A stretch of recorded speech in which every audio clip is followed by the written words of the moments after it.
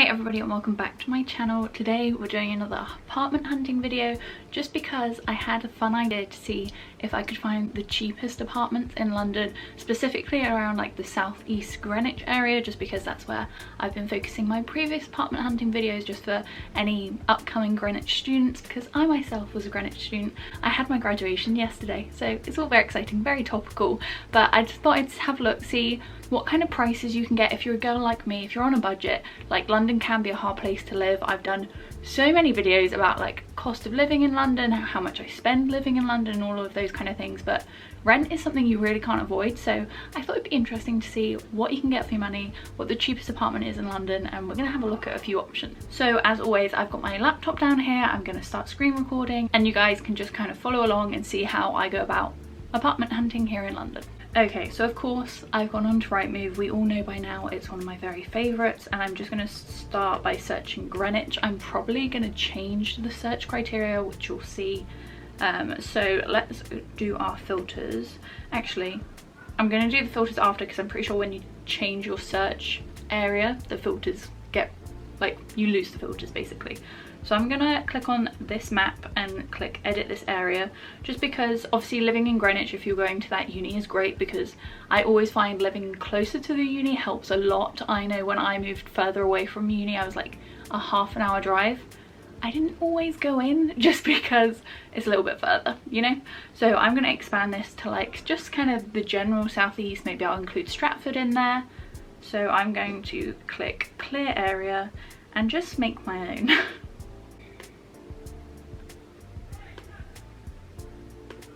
Okay, so that looks like a pretty decent area, and the reason why I'm including like Stratford and places a bit further out is like I know the links to Greenwich are very easy. So if you are thinking of like, if you're working in an office somewhere, or if you have a place you need to visit regularly, look at what the links are, like the tube links and stuff, and see if there is a journey that's actually only going to take you 20 minutes, but actually it's a couple of miles out, because you could actually end up saving a lot of money that way. Okay, so now this is the fun bit where I'm going to go in and edit. As always, I'm just going to do like maximum 1 bedroom. Now I'll do maximum 2 bedroom, just in case it's like you and a friend or you want a spare room. Obviously if you're doing like a house share and things are going to get a lot cheaper, but we're going to be looking like private renting, like no student accommodation, no house sharing, just like private accommodation. So max beds 2. I'm going to do minimum beds 1. Obviously you can get cheap studios. Should we look at studios? Screw it, let's just look at studios, because they're going to be our cheapest option really. I'm not going to put a minimum price or a maximum price, but you'll see how I filter it. Property type, I'm not going to be too picky. Flat, I don't think we're going to get a detached house in London for very cheap, but you never know. And usually I would put like furnished or part furnished, just because as a student you don't necessarily have furniture, so let's click those. And then on my other videos I also included parking and a garden, just because they're two things that I really look for, but if we're on a budget sometimes you have to sacrifice those things, so I'm not going to include those. I am going to make sure I don't see any house shares, retirement homes or student accommodation. Okay, done. And then if we click exit map, it will come up in a list view, which I just think is a bit easier to kind of like filter through. So already the number 1 option is £1,700 a month. Probably out of our budget, definitely out of my budget, so I'm going to click sort by lowest price. Okay, now you have to kind of ignore the sponsored posts, because obviously they've paid money to be there. So like this one for 2 grand obviously isn't the cheapest option, but it's just been a sponsored ad. So this one, studio flat, £700. Shall we take a quick look? I'm going to open that in a new tab and come back to it. What I usually do is just kind of like filter through the photos first, just to see if I think it has potential. Like this one looks like it's pretty well done, like very clean, so I'm going to open that one. This one is also nice and bright. Like I love a bright space, that's so important for me, so I'm going to open this one. This one I don't think I'm going to open. It only has 2 photos and it kind of looks a bit suspect. So they're all around like the £750 mark, which I really don't think is bad. Obviously if you're living there just as one person, I guess that is quite expensive. It's like more than I'm paying now for like a house in Brixton, but that's because I'm sharing with another person. So I would recommend sharing with another person. It makes London so much cheaper. So that one looks very tiny. I'm not going to bother opening that one. This one looks like it's right next to the station, so let's look at that one because that'll be very handy if you're commuting. Oh, this one looks quite good. It's definitely a studio flat, very tiny, but maybe if you just want a cheap London experience, you don't mind having a studio flat. Now this one says it's a 1-bedroom terraced house. See, this is a room in a shared house, so you have to keep an eye out for that because that headline is obviously very appealing. But if you don't want to be a part of a house share, sometimes they sneak it in the description instead of the filters. I kind of want to see how much the cheapest 1-bedroom is. Okay, so this is a 1-bedroom. This actually looks pretty nice. I mean, the kitchen is not my favourite, but it says £870 a month, which I don't think is that bad for a 1-bedroom. Again, if you're sharing with like your boyfriend or something, that's really handy, because that split between two is like very cheap. There are so many options because I haven't put any price filters on them, so they're literally just showing me every apartment in the area that I've selected, which is why there's like 3,000 results. But obviously if you had a budget specifically of like super cheap to like £1,000, you could definitely put those brackets in there so you don't have as many. But because I've filtered by price, it's kind of in the right order, so it doesn't matter too much. Okay, this looks nice. This is 900. We'll open this one. Okay, so I've selected 1, 2, 3, 4, 5, 6, 7 for us to go through and look at, and I'll kind of chat through how I kind of narrow down my search and figure out which ones I really want to look around. So this is the cheapest apartment currently in the area that I've chosen around the Greenwich area. £700 a month is not bad at all. It looks like it's above a pub, so noise may be something to factor in, especially if you're like a student and you need to be revising and everything like that. It is furnished. It looks very tiny. I don't know if you can see on this side, that is the whole kitchen, it looks like. So there's a single hob and a tiny sink and like no surface space. Oh, they have a video. Okay, let's watch the video. Let me turn the sound off. Yeah, so it's like a literal little microwave, 2 cupboards. It looks like that's a double bed, but I would not want to share this space with someone else because it's so tiny. I'm not sure if you would have space for a desk. The bathroom looks pretty good. Obviously no bath because it's a tiny space, but not awful. I think you would have space for a desk like right next to the bed if you were a student, but obviously not the best. But that's what you can get. That's the cheapest one going right now, so I don't know if that's a shock for some of you or not, but it's an option. This is the first one that I quite like the look of. It's £725, and again another studio. So let's open up the photos. So it looks like the wardrobe is in the kitchen, but the kitchen looks really nice, and you've got like a dishwasher and a washing machine in there, which is amazing. It looks like the bathroom goes onto the toilet. Oh, there's like a little bench nook here, it looks like, so you could put like some cushions up there and have like a little breakfast nook. Oh, and that's all the photos. Let's look at the floor plan, because I'm like, where do you put your bed? Oh, it says no floor plan. I am very confused. I assume, is that little booth on the top for a mattress? No. Let's read it. Freshly redecorated, fully equipped kitchen, private ensuite shower room, to a professional singleton or a couple, short stroll away from the high street. It is really not clear, which is interesting. So I would definitely want to look around this one. It may be a waste of time, but it to me looks like there's a set of stairs. Like in this photo, you can see a set of stairs there. But I think this is the front door. But then, like, where do you put your bed? Is your bed supposed to... I think your bed literally is supposed to go at the end of the kitchen. Me talking about a breakfast nook, apparently not. So again, some things you kind of have to figure out, wrap your mind around how that's going to work for you and your lifestyle, and just whether that kind of sacrifice is worth like an extra or a cheaper £100 a month or whatever. Very interesting. It's very nicely done, but small space. Okay, so this is another studio apartment, £725 a month. This is very similar to the one before, and this is so much bigger than the last one. Like, the room looks bigger. Again, I don't know if that's just from like my perspective of the photo, because it's very easy to lie on a photo, as we all know. So I would definitely want to see it in person if you can, or get like an online viewing where they like FaceTime you whilst they show you around, just so you have a bit of a better idea of the actual space that you're signing up for. So as you can see here, it looks like there's a double bed frame tucked up in the corner, loads of cabinet space, which is really good. Like, that's more storage than I have in Okay, I just had to delete some stuff on off of my memory card, but we're back. So yeah, loads of storage, which is really handy. It also looks like there are a lot of doors in this place, so we'll go through and see the floor plan. But the bed's tucked up in the corner. There's also the fridge right there and like a little dining area, which is very nice.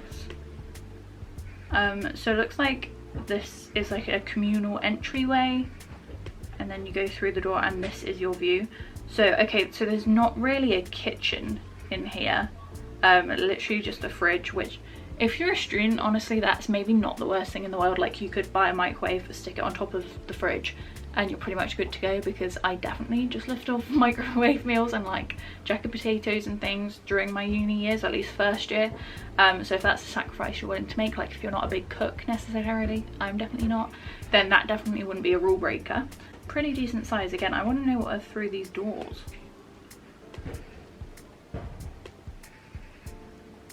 Oh, I'm confused. There's like balcony doors there. Does it have a garden? There's balcony doors that look like it goes into a garden. That's very nice. That automatically like doubles your space. Oh, it's like a wet room, which can be nice. Some people love those, some people hate them. Okay, there is a kitchen. I'm so confused with this layout. Oh my gosh. So there is a kitchen, but your fridge. So your kitchen's separate from your bedroom. This is not a studio. I'm sorry, this is a 1-bedroom apartment. So because the kitchen's separate, obviously you have like less smells and everything in your bedroom if you're cooking bacon and stuff. That is a huge garden. I need to read what is going on here because my brain is confused. Okay, so here is the floor plan, which helps so much. I knew there were way too many doors going on. Okay, so there is a wet room, bathroom, great. Studio in terms of like your bedroom is in your lounge and your dining area, I guess, with a fridge. But your kitchen is separate, huge selling point, and it looks like double doors into the garden, which means you'll get so much light in. And obviously having that garden space is so nice because you can eat out there in summer, you can have friends over. So let's read a little bit about it. Most suited to a sole occupier, so one person, maybe not a couple, so then the price kind of gets a bit more expensive if you can't share it with like your boyfriend or your girlfriend. There is a communal garden, shared off-street parking, and its own front entrance door. Amazing, that's really not bad at all. I'm kind of surprised. Maximum number of tenants is 2, so you can share it, but they recommend it for 1 person. So that's completely fair enough. You will notice they've also included your council tax bracket, which you only really need to look at if you're not a student, because students do not pay for council tax. Nice, okay, cool. That's definitely my front runner. I would definitely be interested to have a look around that, especially if it's between 2 people. Like if it's you and your partner that you're sharing with, it's like what, 300 and something pounds a month. No brainer. Oh, I see here I've opened a studio which only has 2 photos. One of a train station, which is probably just from Google Maps, and one of the outside of the house. So that's really not very useful. And personally, obviously, if you think it's a good enough price and you read about it and it's a great location or whatever, you can look around it. But I personally just wouldn't look around them, because if they're not willing to put in the effort to take a couple of pictures of the inside of the room that you're going to be looking around, you could be wasting your time. And also it's obvious like they're not really putting the energy in. So why would you put that much energy in? Depends kind of on your circumstances, obviously, but that's just how I view it. Okay, so this is another studio, but I think this is actually really cute, even though it's a very tiny space. £800 a month. Again, if you shared between 2, it's £400 a month, which is pretty good. It says there's a video tour available, double bed, kitchenette, bathroom and shower, and minutes to the stations, apparently. It's inclusive of bills. You're getting rent and all your bills for £400 a month. That's very good. Well, £800, 400 if you're 2 people. Okay, so I mean, this is a really nice space, like huge windows, so much light coming in. It's got this little dining area, bedroom, double bed, and like a pretty decent, like well furnished kitchen, fridge, wardrobe. So I guess the only thing you're missing is like the kind of lounge aspect of it, but you could definitely like swap out the desk for like a little fold out sofa thing if you wanted to. Bathroom's fine, nothing amazing, but again, very tiny space, so you'd have to make sure the person you're living with, like you're on the same page and you're like getting on with each other and being in that confined space. But not a bad option, I don't think. Obviously not as good as the previous one we just saw, but bills are included in this one. Okay, and then let's look at, oh my leg. We'll finish off looking at this 1 bedroom. So this is £870 a month. Again, If you're a single person, that's quite expensive. It does say, does it say about how many people can live in here? It's a house share. So this is what annoys me, why say it's a 1 bedroom, but it says, where did I read it? This fantastic ensuite room located. So it doesn't say this fantastic ensuite studio apartment, because it's not the whole thing. And then it says we have 3 rooms available. So they're cheating. So we'll skip on that one unless you are looking for a house share, which again is a great option. But I think this is an individual 1 bedroom. So available now, central location, double bedroom. Oh, it doesn't have much information about it at all. Well presented large 1 bedroom property in central Catford. No pets accepted, which is to be expected. There is no floor plan, and it also doesn't say whether you can have 2 people stay in there, because the other option is obviously with a 1 bedroom you can convert the lounge into a bedroom sometimes, so you could almost make it like a 2 bedroom apartment but with no kind of communal living space if you like. Okay, so it appears here that it's like on top of the KFC or on top of a shop of some description. So you're looking out onto the high street. Pretty good kitchen. It looks like a dishwasher or like the oven has been pulled out, so you kind of need to check what's going on there, because as you can see there's like an extraction fan with nothing underneath it, which is kind of strange. So maybe check if you get an oven. And I assume that's the lounge. Bathroom is pretty decent. You have a bath, which if you're a bath girl like me, you know that means a lot, but again, not everyone is a bath person. And I think this is not a 1 bedroom. I think this is a flat, like a studio flat. Honestly, it gets confusing when you kind of search for cheaper prices on these websites. People try and get away with a lot. So this person's listing this as a 1 bedroom apartment, but it's a studio. It's a studio because your kitchen is in your bedroom and there's no separate room, unless like they haven't taken a picture of that, which you'd need to see in person. But then it's like, why wouldn't you take a picture of the bedroom if you're advertising it as a 1 bedroom? So yeah, all very confusing things. I think my favorite one was definitely the studio flat with the double doors into the shared garden, because that's amazing, like such a huge selling point. I've lost it now. Oh yeah, this one.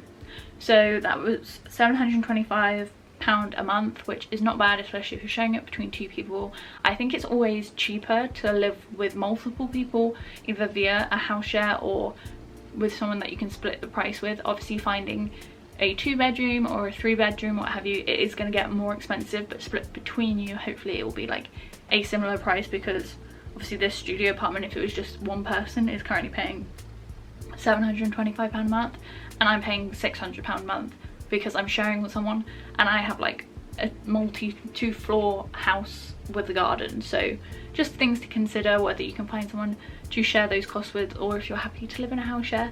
But yeah, they were the cheapest apartments in like the Greenwich, southeast London area.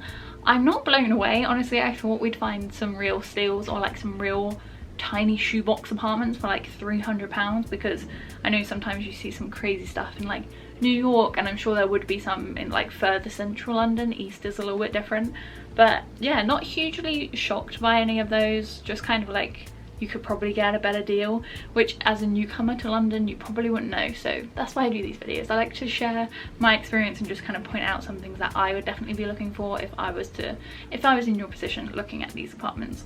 So yeah, I hope you like this video. I definitely want to do the reverse and look at the most expensive apartments in London, because I'm sure they're gorgeous, and we all love a dream apartment. We all love looking at a dream apartment. It doesn't mean it's realistic or that we'll be moving in anytime soon, but a girl can dream, you know? But yeah, if you did like these kind of videos, please hit the thumbs up and don't forget to don't forget to subscribe down below, because I post a new video every Sunday. So hopefully I'll see you very soon.